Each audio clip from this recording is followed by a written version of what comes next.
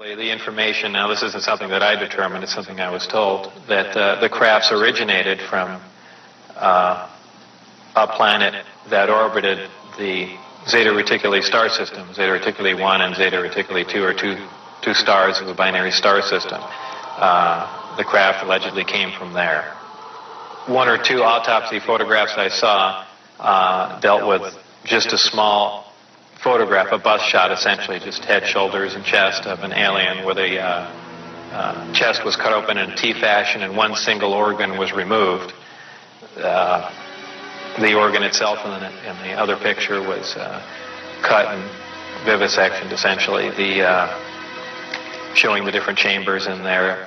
This was totally unrelated to anything I was doing, but from that photograph it looked like what you see in UFO lore as the typical gray. So how tall it was from what I could see, I couldn't tell because I only saw a portion of the photograph, but if everything else you see is correct, I would imagine it was 3.5 or 4 feet tall. But there again, all I had to see was a photograph. And what happened in '79, there was some sort of information exchange going on where there were actual live aliens at the facility, and at one particular point there was an area where some security personnel went to enter, and apparently because not the sidearms but the bullets in the sidearms, from what I understand, if they would have entered the area, the bullets would have detonated.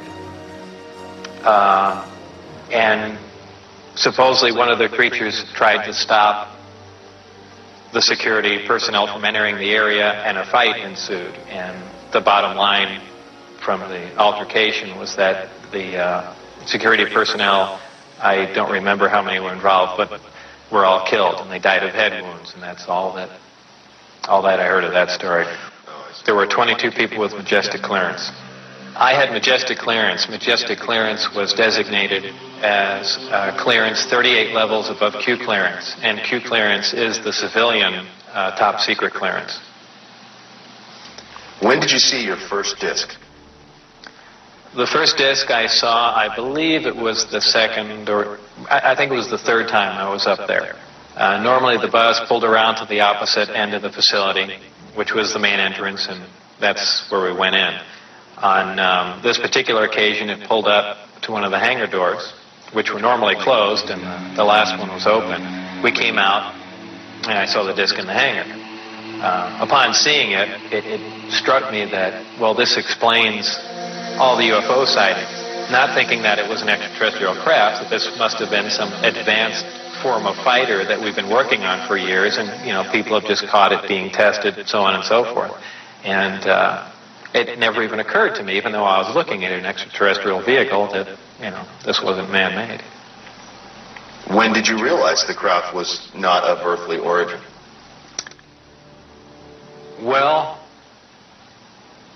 it probably really hit me when I got inside the craft and looked around and began to understand how the craft was operated, and finally grasped the whole project as a whole, as what we were doing, the fact that we weren't building this thing, we were trying to find out how it was made. We were back engineering it. What is back engineering? Well, back engineering is taking a finished product and finding out how the device or product was produced, and essentially determining whether or not you can duplicate it. When I first got to look inside the craft, all I can say, it's an ominous feeling. You walk in there and it feels as if you shouldn't be there. I know that sounds kind of corny, but it's a real ominous feeling. It's not an exciting feeling. It brings up a whole lot of questions in your mind. Well, where did this come from? And you know that they won't give you the answers to the whole story, but that's the only way I can describe it. It produces a gravity wave, which is similar to the gravity wave that the Earth produces. However, the craft phase shifts the wave. In other words, it turns the wave not really in an opposite polarity, but something to that effect, where it will work against the natural gravity wave of the Earth, and it produces lift in that effect. Is there any internal protection for the crew? Does the craft generate a gravitational field inside the craft itself? Well, the craft generates its own gravitational field. Being inside that field essentially doesn't shield you, but essentially you're in, and this is a terrible way to say it, almost in a different realm, because you're now influenced only by that gravitational field. For instance, people wonder how a craft like this can make a turn at such high speed, a 90-degree turn, when they would imagine people slamming up against the wall or something to that effect. Well, that really wouldn't happen. Inertia would have no effect. You're in a distortion, and don't forget that gravity distorts time and space, so really nothing is going to influence you while you're in there. Describe the gravity amplifiers for us and some of their different operating configurations. There are 3 amplifiers. The craft can operate on a single one, can lift off the ground. The way in which it's propelled are 2 different ways. There's what they call Omicron configuration, where the craft is using one generator, or Delta configuration, where it's utilizing all 3. Delta configuration would be for space travel.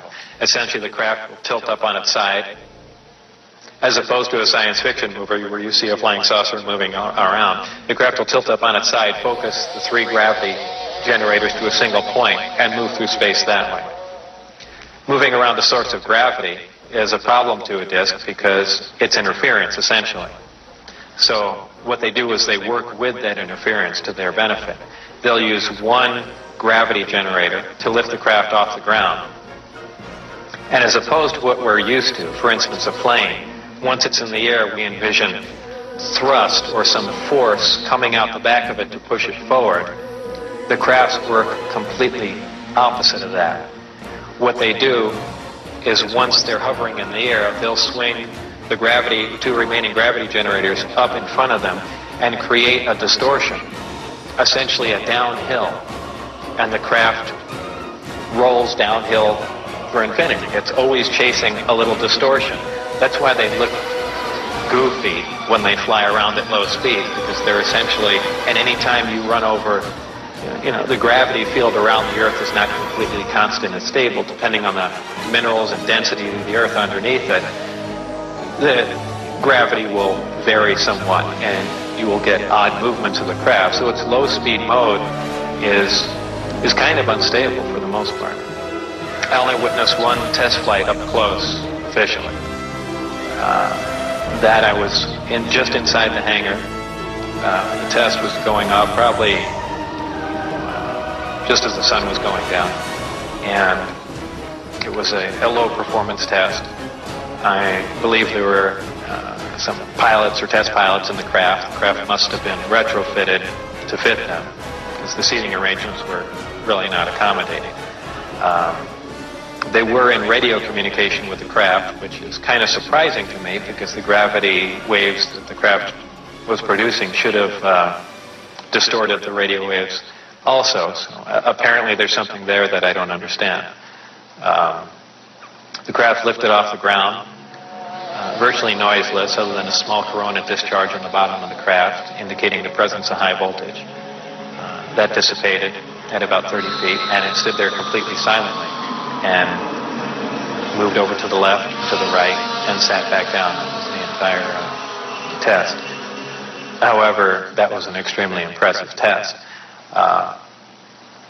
Maybe to someone that really knows little about science or anything, that wouldn't be a whole lot, but you have to realize this craft was about 52 feet in diameter. I don't know exactly how much it weighed, but it weighed a lot. And this was quite a scientific feat, to lift something completely silently, under control, and perform a maneuver like that.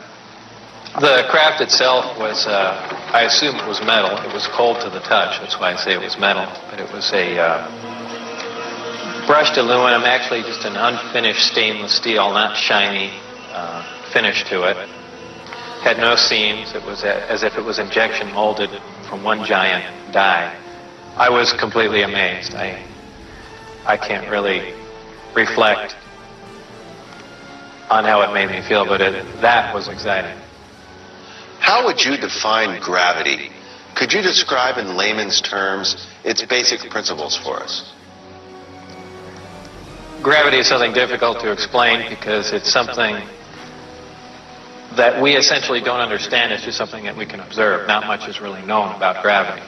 There are many theories about it, but they are just mainly theories. There's theories of gravitons, which allege that these subatomic particles that act like an attractive force like gravity that exchange between two pieces of matter. There's also a theory that gravity is a form of wave, an electromagnetic wave. But basically, gravity is a force. It's the attraction.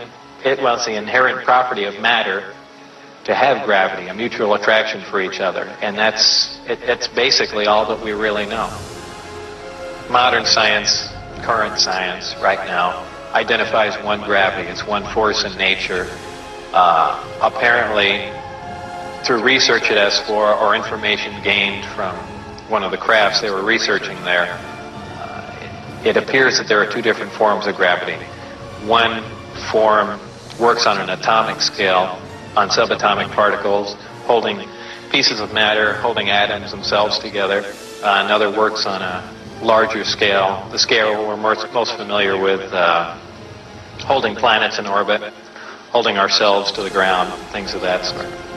Because it produces a gravitational field, I wouldn't say the craft is invisible during the day. However, if you're under the craft, because of the way the gravity is being used, gravity bends time and space, and it bends light.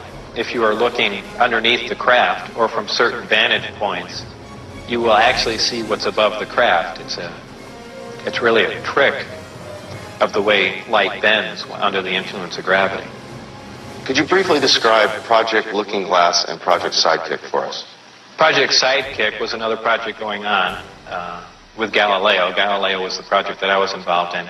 Sidekick dealt with any of the weapon potential of the craft, whether or not the craft had a weapon in it or could it be used as a weapon, but it had something to do with some sort of particle beam configuration where the gravity generator could be used as a lens to focus a weapon of some sort, similar to the SDI device we were working on in the 80s, but with the potential of a focusing device using the gravity generator. And Project Looking Glass? Project Looking Glass dealt with the distortion, the fact that there's a time distortion, essentially looking back in time.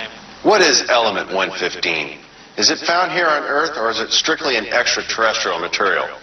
115 is strictly an extraterrestrial material. It probably occurs naturally in some other places, maybe other star systems. Some people not familiar with science or chemistry say, well, that's ridiculous. All the elements occur on Earth, But that's not true. There are elements on the periodic chart that aren't found on Earth. I believe the Heavy Ion Research Lab in Darmstadt, Germany, has reached element 112 recently. So 115 isn't that far away. And when they synthesize it, it's not like they're making a couple ounces of it. They're talking about 1 or 2 atoms of it. To make any usable quantity of a heavy element like that is virtually impossible. Element 115 is in the top of the reactor. And the base of the reactor apparently is a small, something similar to a cyclotron. It's a particle accelerator. A particle is accelerated to high speed and then deflected up a small tube, and it's aimed at the 115. This transmutes the 115, similar to the way we do that in a normal particle accelerator. This causes a reaction, a radiation emission that we really haven't seen before. It produces antimatter. This antimatter is guided down a tuned tube and reacts with a gas. When matter and antimatter react, they convert to 100% energy.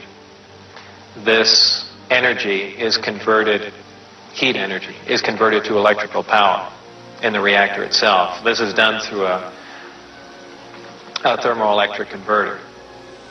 And this electrical power is used to power other subsystems on the craft, though there is no wiring, as we would know it.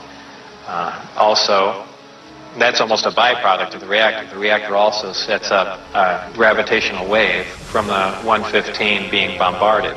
This gravitational wave is present at the top of the reactor and is essentially guided in the same way microwaves are guided, through tuned tubes.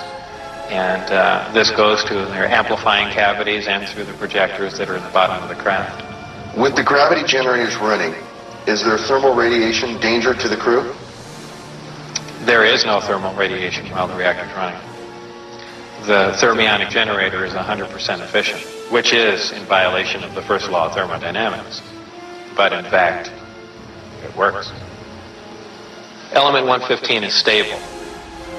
And for those familiar with chemistry, we know that elements with higher atomic numbers have shorter and shorter half-lives. However, when you reach a certain point, they call it the island of stability. There is a place, and we've theorized this for a long time, somewhere around 114 to 116, there should be an area in there where the nucleus of the atom is geometrically stable with protons and neutrons, where it no longer decays. It's not radioactive. 115 is in fact this element. In fact, it does occur again somewhere around element 247. Of course, we're nowhere near synthesizing that. We can only predict things like that, but that's where 115 is. Did the aliens, give us element 115 in large quantities? Whether or not it was given to us, I can't answer that question. However, I was told that we have 500 pounds by one of my co-workers. How it was obtained and where exactly it came from, I don't know. Whether it came in one of the crafts or it was separate cargo somewhere, anyone can speculate. But I was told that was the figure. Okay. The Omicron configuration. The Omicron configuration for operation of the sports model flying disc is especially the establishment of repulsion gravity field, which allows the spacecraft to hover over a planet or moon. A news article from a April 3rd, 2001 issue of the New York Times indicated that the photos of a distant supernova taken by the Hubble telescope may have provided the evidence of negative gravity. This is a repulsion gravity field can exist. The article is titled "Photos Giving Way to Albert Einstein's Thesis of Negative Gravity." Delta configuration is for traveling out of space, right? This operates on all three amplifiers. The configuration is used in space for long distance travel. Okay, yeah, we want to talk about the Zados reticular their home system, Zados reticular. Like we say, these beings, the original beings came from a planet called Meldeck, right, which was between Jupiter and Mars, okay? So these beings, this star system, like we say, Zados reticular, is in between 37 and 39 light years away from Earth. If you get do the mathematics on that, right? Because we told you on the first couple tapes, go back and get the other tapes if you ain't got the other tapes. Galactic Intro Part 1, Galactic Intro Part 2, where we tell you what a light year is. It's about 5.9 trillion and some change. But we rounded off to 6 trillion, okay? Now, Zados Reticuli, which is a binary star system, have 11 planets and 1 moon, right? 1 moon. 6 of the planets orbit at one star, 5 orbit in the other star, okay? Some of the orbits are shorter than Earth, and some of the orbits of some of the planets are longer than Earth. For instance, on one planet, it takes 11 weeks to make one complete orbit around their sun, while one other planet takes 17 years of our time, one complete spin orbit around the sun, okay? So I want you to understand these things, right? On some of the planets, their gravity is a lot heavier than Earth, so right where a human may be weigh 150 on this planet, on one of their planets they can weigh up to 10 times that because of the gravity force. Which is why when you see these great beings, being that their gravity is kind of heavy on the planets that they're in, the system that they come from, these beings might walk with a sluggish type look, like they're pulling their arms and pulling their legs forward. It's kind of hard to explain. You have to see it to understand what I'm talking about. But these beings walk with a shuffle and kind of they swing their arms in a certain way. Okay. On Xatos Reticula, the capital planet out of the 11, right, their home planet, right, and note that all their planets are terrestrial type, meaning having rock, trees, water, the terrestrial type of look, right? But their home planet, one of their main home planets, is covered with 67% with ocean salt water, right? And 33% of the ocean, right, have advanced cities, right, underwater. They have submerging cities underwater that are advanced. Like they live in these honeycomb type skyscrapers. Okay, these advanced honeycomb type skyscrapers. Okay, right. And some of these advanced honeycomb skyscraper type buildings will build on back of the moon, right, and underground in caverns on Earth. Okay. Like I say, one of the biggest planets they got, right, which is about 4 times the size of Jupiter, right? It takes 50 hours to spin on this axis one time, okay? I want you to note that this is in the Xatos Reticuli, and also on their planets, right? They're advanced about 100 to 200 years ahead of us in technology, and so they have advanced underground cave systems on their planet. They have advanced cities underwater, and some of them people live on ground, above ground, right? Okay. Understand that there are 4 different types. You have a reptilian crossbreed, a human crossbreed, original gray, and then another gray mix, right? Or hybrid gray mix. So you got a regular gray, a hybrid gray, a human gray crossbreed, and then a reptilian human gray crossbreed. So we're gonna put this information out, right? And the aggressive ones are the hybrids and the crossbreeds. Most of the aggressive ones. Okay, the 7-foot grays, like I told you, these people reproduce with by cloning, right? But if you go back to the original seed that these beings were drafted from, the Meldekians, they lay eggs underwater, right? Some of them laid eggs underwater. Some came to land, to the beach, and laid their eggs, right? Just do, like I say, like we want to say, you go back and get the other tapes, and you'll understand what we're saying when we say, if you study life on your planet, you'll get a kind of an idea of the walks of life in your galaxy, right? So the original grays, which were not called grays, right? They were called Meldekians, right? The beings that occupied the planet in between Mars and Jupiter. These beings lay eggs underwater, okay? And then you get into the drafted grays that we created, the Rumblings, right?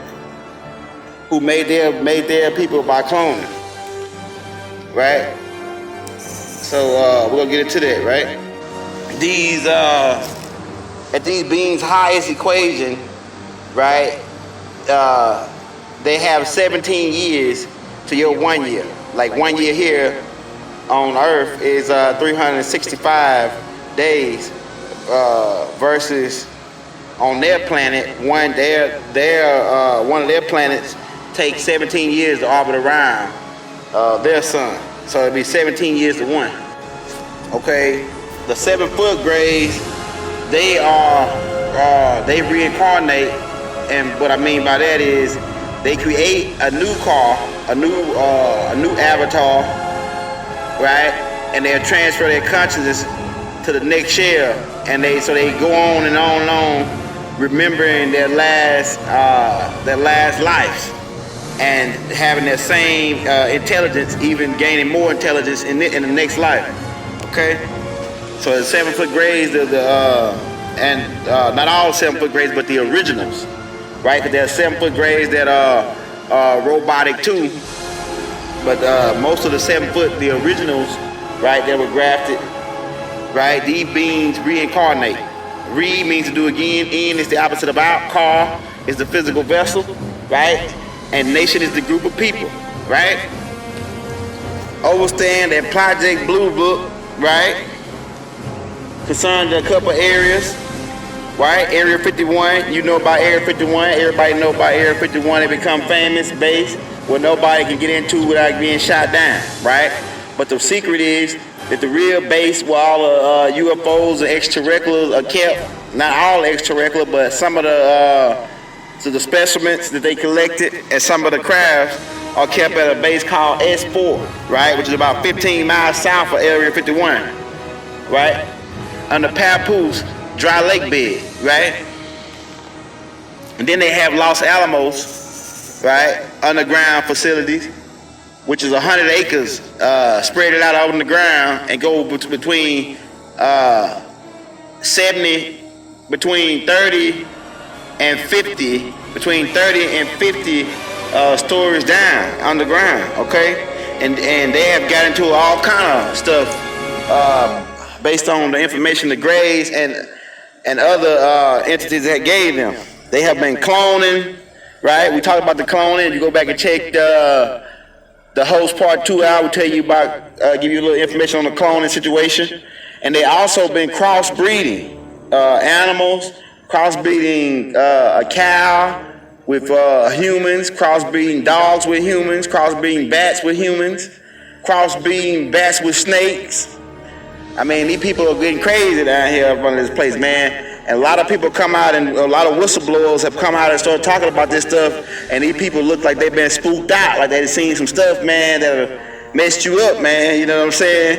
And these cats, when they come out and speak, weeks later they end up getting killed or shot at or ran off the road, car being blown up or something like that, man, by the CIA, man, right? I overstand that Kirkland Air Force Base, right, in New Mexico, right? I used to live in New Mexico. I actually moved to Mexico, right, for a while to study UFOs, right? I lived in Albuquerque, right on actually Rio Rancho, which is a little spot inside of Albuquerque, right on the side of a mountain, right? And I see UFOs all the time. I used to travel down Interstate 25, which they call Extraterrestrial Highway, right? And I used to see a whole bunch of like new cars parked in the middle of the desert. And I was trying to figure out why in the hell is all these new cars parked in the desert, right? I used to drive back and forth to El Paso, right? From Albuquerque, right? So, I was going out there to do a little business with a buddy of mine. And, he was doing UFO research also, and we connected and put our stuff together, right? And I used to see these cars parked in the middle of nowhere, man, in the middle of the desert. And several times I passed, I just seen the cars out there. Until one day I passed, right? And I seen these people getting on this black bus. I mean, not just this all white bus. It looked like one of the new style buses with the engine. I guess the engine would be in the back, right, instead of the front, the new style buses. Windows jet tint black where you can't even see, probably can't see in or out. And these beings were driving on a dirt road in the middle of the desert. I guess they were going to some underground, I guess it's some underground base right over there going outside of Albuquerque, right, and close to Silver City, right, where the Native Americans, the Navajos, and a couple more other small tribes reside in New Mexico, right? So these beings going to an underground base over there where you can't even see, like it's in the middle of nowhere, you know what I'm saying? And Los Alamos, right? And Kirkland Air Force Base has underground.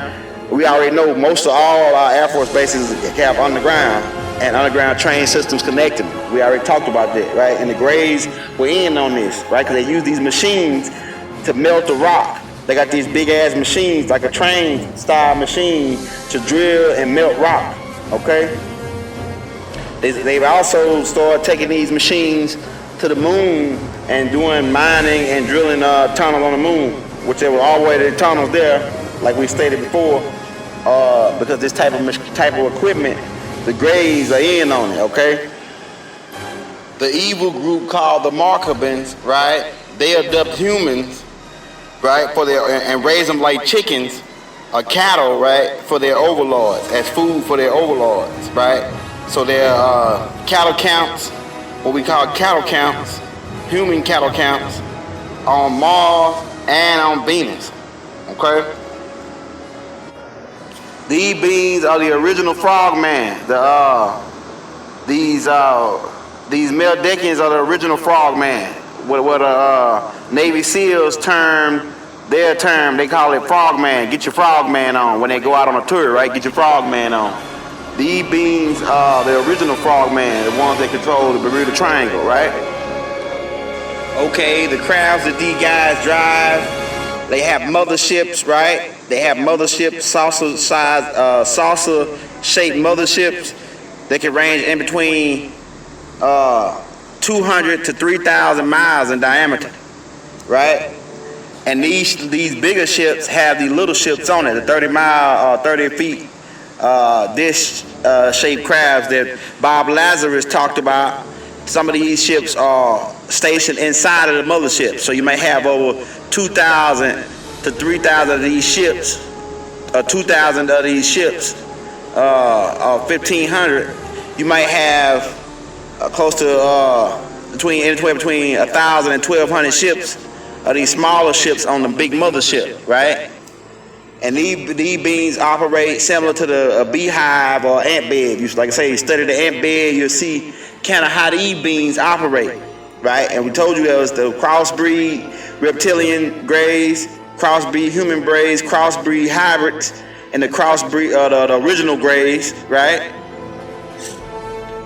So we told you about all of it, and we're putting this information out, right? On point, on time.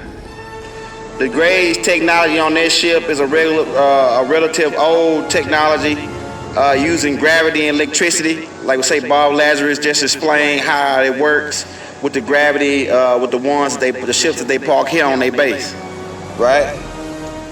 But these ships can make 0 to 90-degree turns, going at high speeds, right? And the way they can do this is due to the anti-gravity and the gravity force field, right? And electricity working, right? Because if you understand anything about lightning goes from the ground up, right? People don't know that. Lightning goes from the ground up. So understand that the magnetic grid of Earth, right? There's a magnetic grid of Earth, and these beings utilize this technology, right? On their ships, right? And their ships can go 0 to 9,000 miles less than a second. Up and all the way into faster than the speed of light, right? Which we went over, which is 6 trillion miles, right? So also these ships, if you want to put a reference on how fast they are, the ships that they drive, these ships say they can leave America, right, at 9 a.m. and be back in America by 9 a.m.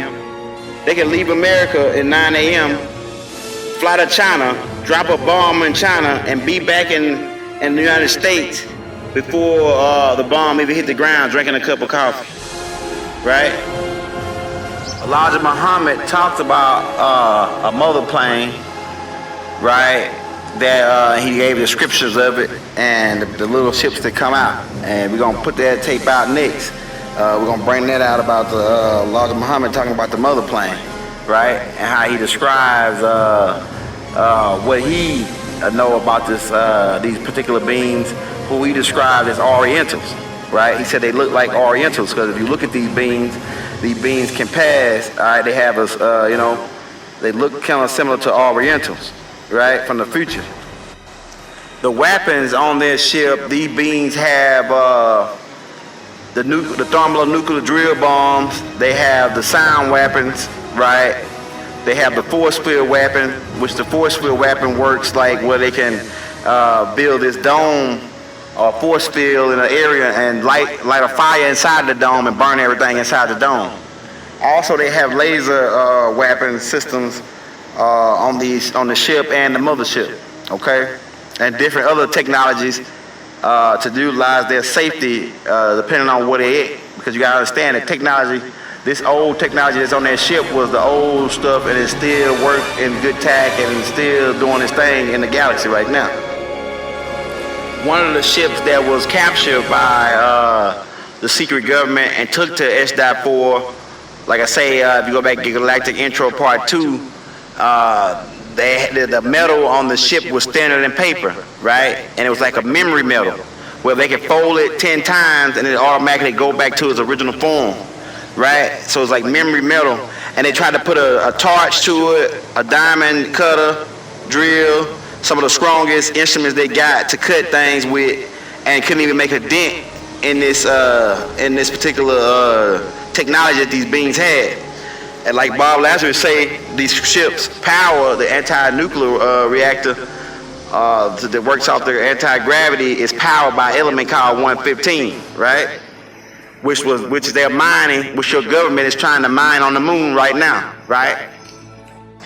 We have technology, right, which your government has got a hold of, called a looking glass, right? And what this instrument is a mathematical instrument used to give you a prediction of what can happen in the future. What I mean by that is, this instrument is a mathematical instrument that calculates the past and the present, right? And do a calculation as based on what would happen based on past plus present. And so these beings have this device, and like I said, they get an approximate of what would happen based on the calculations of what already happened prior to the present and the present situation. And this device is called a looking glass, right? And one of the technologies. Also, they have confiscated when they went to Iraq and when they dug up some of the instruments in Egypt, right, in ancient Tamaray, right, a Kemet, right. These beings dug up an instrument called a Stargate. And what actually is a Stargate? Right? A Stargate is a portal device, right, used to rapid travel between two distant points. Right? Okay? We're gonna get into that. Like I say, the original graves, we used them to operate our fleets of ships we had called Destiny, right? And Destiny fleet goes out and deposits Stargates and find planets that can be habitable by our people.